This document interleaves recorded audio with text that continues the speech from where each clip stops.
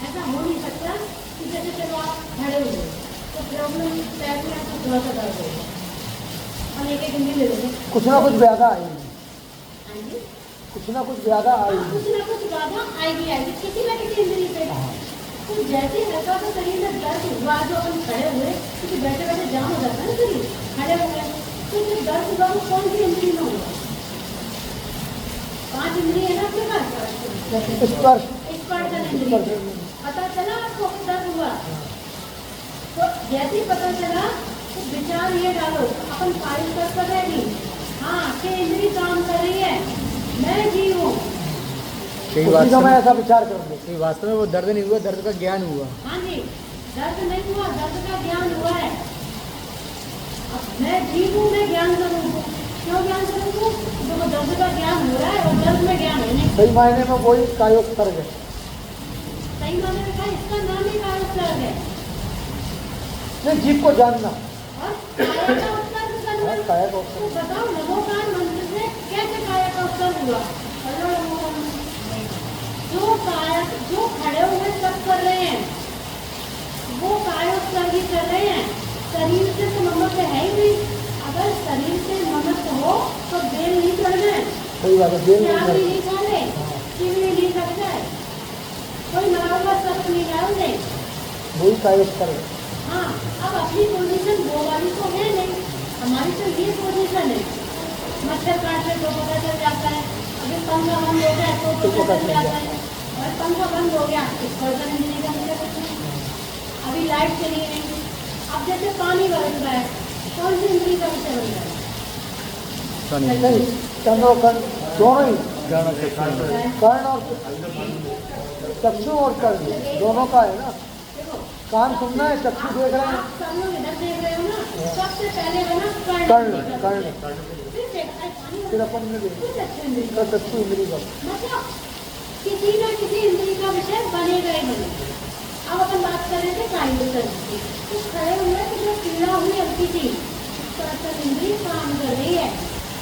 अब स्पर्श इंद्री किसकी काम करती है? मुर्गा की कि जीव की? तो मैं भी हूँ। अब जीव में वो कैसा है? ज्ञान स्वरूप, ज्ञान स्वरूप। क्योंकि चेतना में चैतन्य का स्पर्श फिर बाहर आ जाओ ना कि जिस जिस चीज का ज्ञान हो रहा है, किसी में ज्ञान नहीं है। शरीर का ज्ञान हुआ, ज्ञान नहीं है उसमें। दर्द का ज्ञान हुआ, दर्द में ज्ञान नहीं है। दर्द बुरा लग रहा है तो बुरे लगने में ऐसी कथाएं में भी ज्ञान नहीं है। और देखो जिसमें ज्ञान नहीं है सबका ज्ञान हो रहा है, इसलिए मैं बोल रहा हूँ ज्ञान स्वरूप। ज्ञान स्वरूप, और ज्ञान स्वरूप ही चेतन स्वरूप है। चैतन्य में चेतन का परिणाम, चेतन में चैतन्य का परिणमन हो रहा है। देखो चेतन में चैतन्य का परिणमन का मतलब ये है कि जो आत्मा है वो कार्य करती हुई है। परिणमन मतलब उसका कार्य। तो चेतना में क्या कार्य होगा? चेतना में सिर्फ एक ही काम है, जानने का। तो चेतना सिर्फ जान रही है। अब दर्द आए सामने, दर्द तो जान रही है। कायोत्सर्ग के लिए खड़े हो जाओ, काय की जाना कर्ण इंद्री पे, तो कर्ण इंद्री पे ये शब्द आए, ये शब्द जान लिए, खड़े भी हो गए।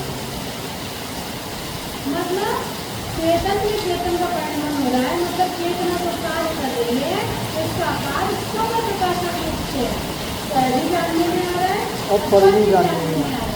न स्वयं रूप हो रहा है न कर्ण रूप हो रहा है। ये कैसा है? शुद्ध चेतन।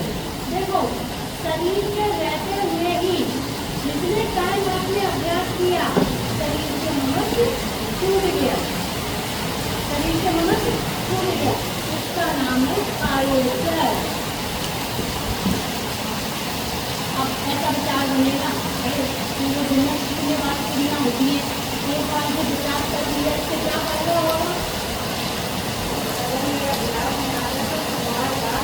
हमने पिछली आपके उदाहरण दिया था कि जैसे आपकी 500 लीटर की एक टंकी है ना, और एक टंकी और है। 500 लीटर की एक टंकी है, उसमें एक पाइप लगा है जो नीचे मोटर से पानी आता है, और एक पाइप लगा है जिसमें कोई मोटर का सिस्टम नहीं है, वो तो पानी को बाहर फेंक रही है। पाइप का साइज दोनों बराबर है, 1-1 इंच का पाइप लगा हुआ है, और टंकी लगा भरी हुई है। मोटर चल रही